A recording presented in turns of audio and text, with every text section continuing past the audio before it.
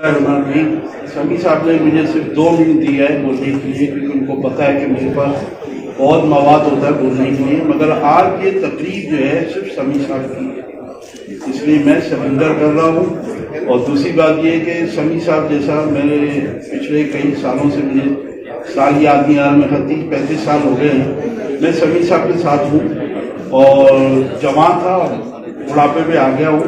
मगर ये कि ये बंदा जो है समी साहब जैसा बंदा हमको नहीं मिल सकता। इनके जाने के बाद हमको बहुत ही अफसोस होगा,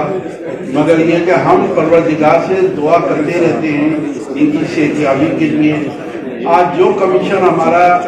परवरदिगार एक हमको कमीशन देके जा रहा है, दूसरा समी साहब,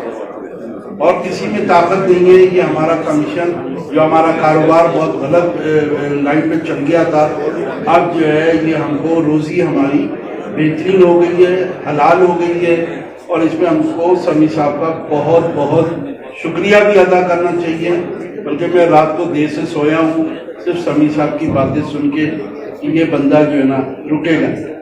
इंशाल्लाह हम लाहौर वाले जितने लोग आए हैं, दूसरे सूबे से आए हैं, आप यकीन करें समी साहब को बहुत बड़ा दिल होता है जब आप लोगों की तरफ से कोई भी उम्मीद मिलती है। मुझसे ये कहते हैं कि अनवर मैं ट्राई करने जा रहा हूँ, कोई मेरा साथ देगा कि नहीं देगा, तो मैं समी साहब को वहाँ खड़े होकर यही कहता हूँ, समी साहब आप सही कॉज के लिए हैं और सही कॉज के लिए परवरदिगार तो मदद करते हैं। इस तरह से जो सारे लोग आए हैं दूसरे सूबे से,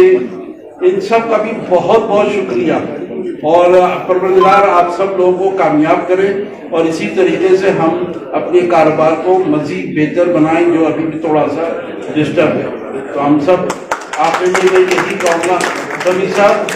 आपको बहुत बहुत सलाम और सबकी तरफ से प्यार। Thank you sir.